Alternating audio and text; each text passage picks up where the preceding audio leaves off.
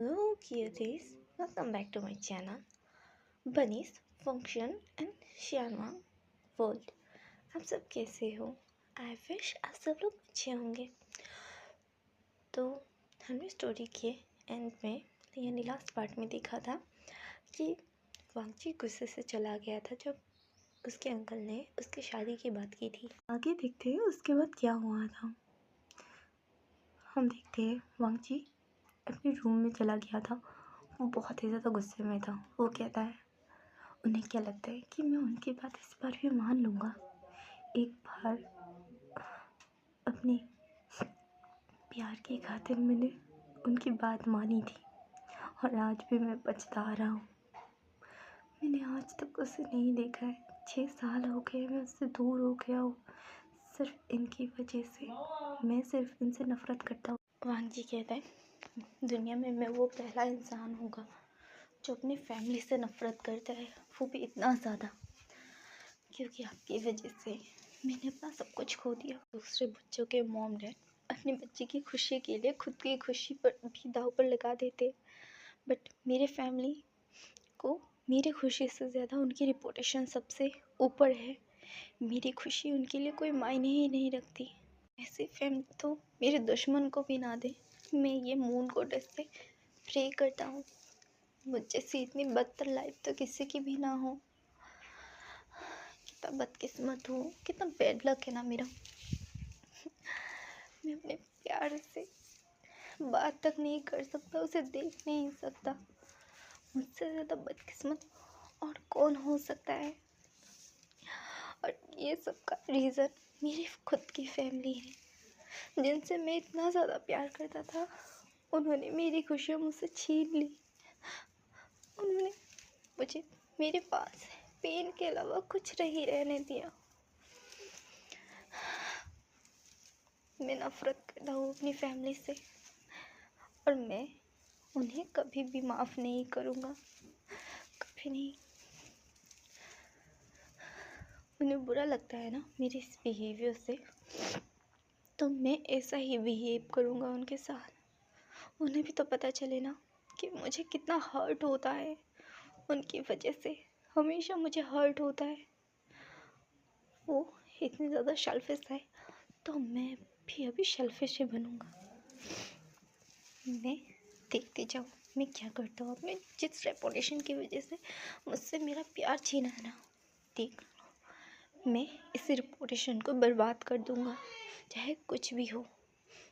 देख लेना आप लोग। ना कहकर वांगजी सो जाता है। हम देखते हैं दूसरे दिन, नेक्स्ट डे का सीन। वांगजी के फ़ोन पर कॉल आ रहा था। जी रात को लेट से सोया था, इसी वजह से उसकी आँख नहीं खुली थी अब तक।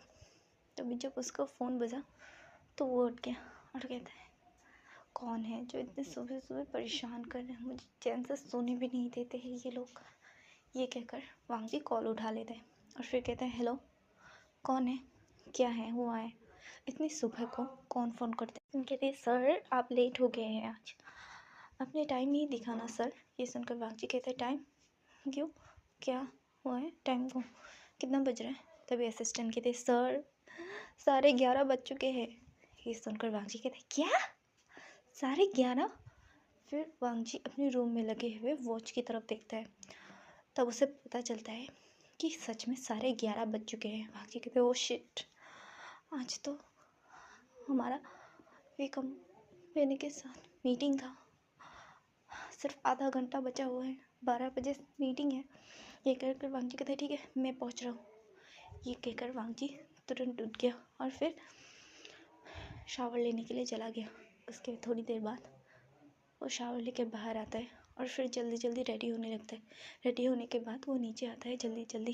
तभी वांगजी की मॉम कहते वांगजी बेटा ब्रेकफास्ट कर लो। ये सुनकर वांगजी कहता है मुझे भूख नहीं है और वैसे भी मैं आज लेट हो चुका हूँ, मुझे ऑफिस के लिए जाना है। आज एक बहुत इम्पोर्टेंट मीटिंग है, उस मीटिंग को हम डिले नहीं कर सकते। वो मीटिंग लेट हो गया तो वो लोग मीटिंग कैंसिल कर देंगे और मुझे भूख भी नहीं है। ये कहकर वांगजी घर से निकल गया और वो तुरंत गाड़ी में बैठ गया। ड्राइवर से कहा जल्दी जल्दी ऑफिस चलो, आज बहुत इंपॉर्टेंट मीटिंग है, मैं आज लेट हो चुका, प्लीज़ ड्राइवर अंकल जल्दी चलिए।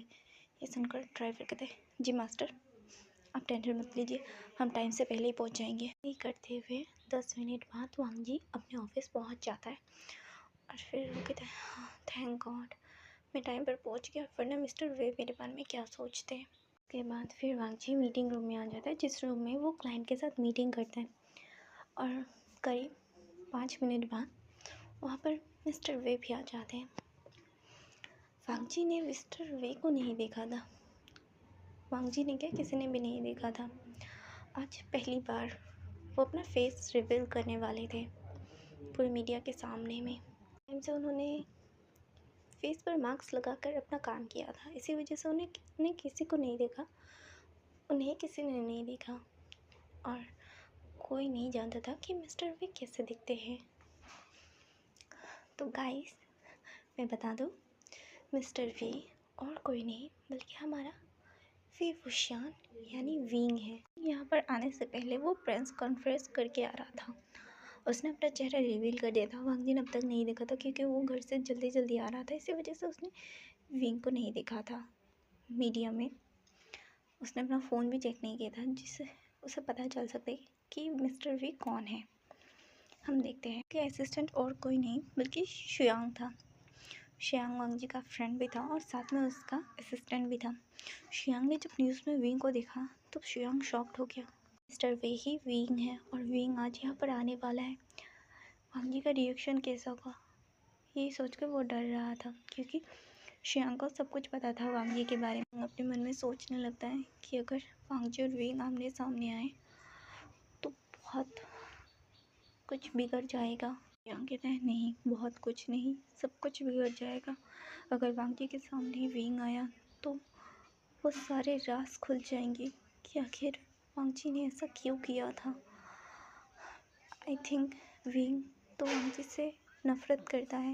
मैंने शाह सुनचन से सुना था कि वो विंग वांग जी से नफ़रत करता है। पता नहीं अब क्या होने वाला है आगे, ये तो विंग के आने के बाद ही हमें पता चल पाएगा कि वो क्या करने वाला है। उनको सच के बारे में नहीं पता कि आखिर वांग जी ने उसके साथ ऐसा क्यों किया था। और शाओ शिनचेन को मैंने बताने की कितनी बार कोशिश की, बट वो वांग जी के बारे में कुछ सुनना ही नहीं चाहता। अब पता नहीं क्या होगा इसका अंजाम। मैं वांग जी को हर्ट होते हुए नहीं देख सकता। इतने साल वो हर्ट होके गुजरा है, मैं नहीं चाहता कि अब दोबारा वो फिर से हर्ट हो। तो मैं बस गॉड से प्रे कर सकता हूँ कि वांग जी के साथ अब कुछ भी गलत ना हो, विंग कुछ ना करे वांग जी के साथ। मैं बस यही प्रे कर सकता हूँ मून गॉडेस से। ये कहकर शुयांग उदास हो जाता है। शुयांग पास्ट में चला जाता है और वो पास्ट के बारे में सोचने लगता है। अभी हमें वो पास्ट यानी शुयांग क्या सोच रहा है ये हमें दिखाया नहीं जाता। तरफ वांग जी को एक बेचैनी सी फील हो रही थी, उसे बहुत ही ज़्यादा अजीब लग रहा था। वांग जी कहता है ये आज फिर से मुझे वैसे ही बेचैनी हो रही है, पता नहीं ऐसा लग रहा है जैसे कुछ होने वाला है। फिर वांग जी कहते हैं बट क्या होने वाला है आखिर, मुझे इतना अजीब क्यों लग रहा है, इतनी बेचैनी से मुझे क्यों फील हो रहा है, पता नहीं क्या होने वाला है। वो मून गॉडेस से प्रे करता है कि मून गॉडेस सब कुछ ठीक हो, पता नहीं क्यों आज मुझे बेचैनी से हो रही है। हाँ, मून गॉडेस प्लीज़ कुछ ना हो, मैं बस यही प्रे कर सकता हूँ आपसे। ये कहकर वांग जी चुप हो जाता है। कहकर वांग जी परेशान हो रहा था, तभी वहाँ पर शुयांग आ जाता है और शुयांग कहते हैं वांग जी। उसके बाद क्योंकि शुयांग बस सबके सामने ही वांग जी को बॉस कहता है, क्योंकि वांग जी ने कहा था कि अकेले में उसे बॉस कह के ना बुलाएं या सर कह के ना बुलाएं।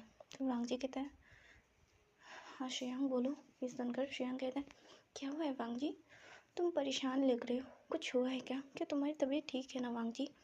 ये सुनकर वांग जी कहता है हाँ मैं ठीक हूँ और मेरी तबीयत भी ठीक है, बट शुयांग मुझे पता नहीं क्यों एक अजीब सी बेचैनी हो रही है, पता नहीं क्यों एक अजीब सा डर लग रहा है, ऐसा लग रहा है जैसे कुछ होने वाला है। ये सुनकर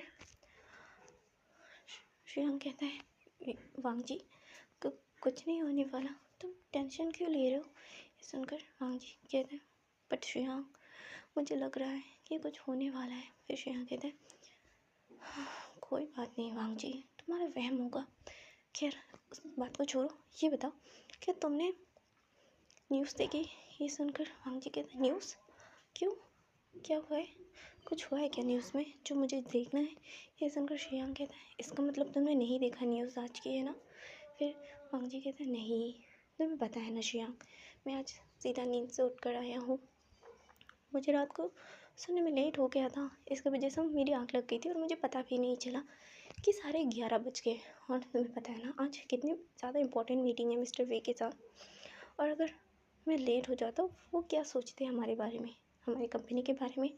ये सुनकर श्रेयांक कहता श्रेयांक अपने मन में कहता है हाँ यही तो सबसे बड़ी प्रॉब्लम है ना वांग जी, कि वो आने वाला है। फिर श्रेयांक एक गहरी सी सांस लेता और फिर कहता है वांग जी तुम्हें न्यूज़ देख लेना चाहिए था।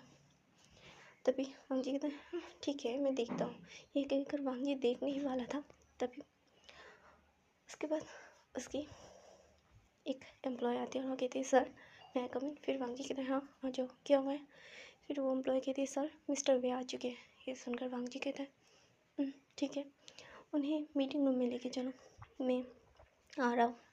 फिर वो एम्प्लॉय हाँ कहकर वहाँ से चली जाती है। और फिर वांग जी कहते हैं मैं बाद में देख लूँगा न्यूज़ श्रेयांक, अभी न्यूज़ से ज़्यादा इम्पोर्टेंट मिस्टर वे है, हम उन्हें लेट नहीं करवा सकते, इंतज़ार नहीं करवा सकते। ये सुनकर श्रेयांक अपने मन में कहता है हाँ, और मैं बताने भी उसके बारे में न्यूज़ में चल रहा था, तुम बाद में देख कर करोगे भी क्या? फिर श्रेयांक को वैसे सोचते हुए देख कर वांग जी कहता है क्या हुआ है श्रेयांक, तुम क्या सोचने में लगे? फिर श्रेयांक कहते हैं कुछ नहीं वांग जी, छोड़ो चलो, उन्हें वेट नहीं करवाते। ये सुनकर वांग जी कहते हैं ठीक है चलो चलते हैं।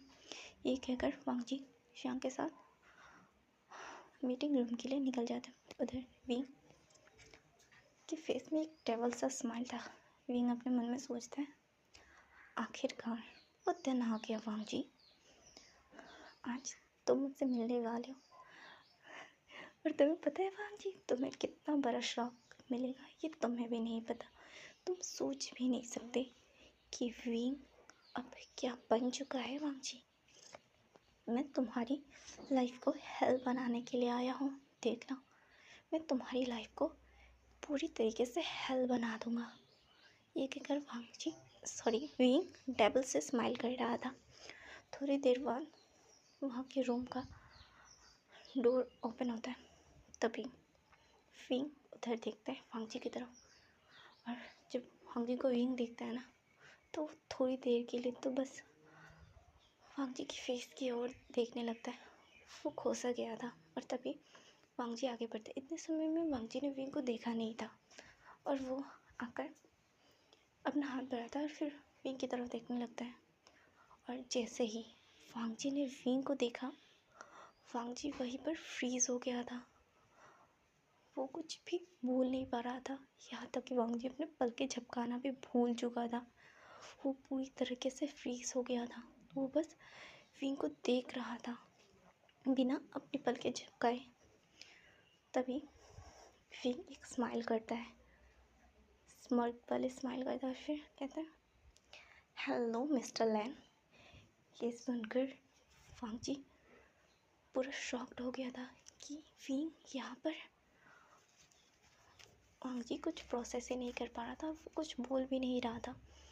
फिर विंग वांग जी के सामने चुटकी बजाते हुए कहता है मिस्टर लैन क्या हुआ, आप कहाँ खो गए हैं?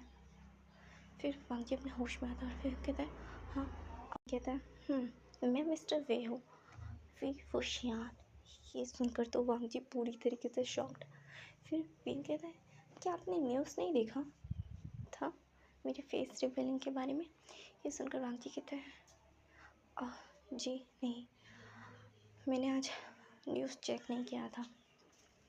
फिर विंग मन में कहता है इसी वजह से तुम इतना ज़्यादा शॉक लग रहे हो, बट मुझे अच्छा लगा फेस में ये जो शॉक तुम्हें ऐसे देखकर मुझे बहुत ही ज़्यादा अच्छा लगा। मेरे कलेजे को मेरे दिल को सुकून सा मिल रहा है तुम्हें ऐसे देखकर, इस हालत में देखकर। और विंग स्माइल करने लगा, वो भी डेविल वाली। फिर विंग कहता है हेलो मिस्टर है। फिर विंग अपना हाथ फिर से आगे बढ़ाता है और इस बार वांगजी ने भी विंग से हाथ मिला लिया था। वांगजी अभी भी शॉक था कि विंग यहाँ पर, और मिस्टर वे और कोई नहीं बल्कि उसका विंग है। और विंग को यह देखकर वांगजी बहुत ही ज़्यादा खुश था, बट वो जता नहीं पा रहा था, वो कुछ एक्सप्रेस नहीं कर पा रहा था। ऐसे ही करके फिर मिस्टर वे, सॉरी वांग, मिस्टर लैन, क्या हम लोग मीटिंग स्टार्ट करें? ये सुनकर जी ज़रूर, हम मीटिंग स्टार्ट करते हैं। ये कहकर वो लोग मीटिंग के लिए स्टार्ट कर देते हैं। फिर वो लोग मीटिंग में बात करने लगे थे। असल में विंग और वांगजी एक कॉस्मेटिक चीज़ के ऊपर डिस्कस कर रहे थे, क्योंकि वीक कंपनी कॉस्मेटिक चीज़ों को भी लॉन्च कर दी, तो लैन कंपनी ने कॉस्मेटिक चीज़ें बनाई थी और इसी वजह से विंग यहाँ पर आया था ताकि वो जांच कर सके और वो कॉस्मेटिक चीज़ के लिए डील साइन कर सके।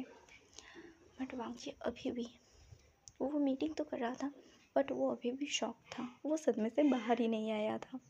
क्यूटीज, आज बहुत ज़्यादा नॉइज़ है, प्लीज़ मुझे माफ़ कर देना, मैं कुछ नहीं कर सकती। हाँ, हमारे पास में के घर में एक बेबी है, वो बहुत ही ज़्यादा आज रो रहा है, पता नहीं क्यों, मुझे भी नहीं पता वो क्यों रो रहा है।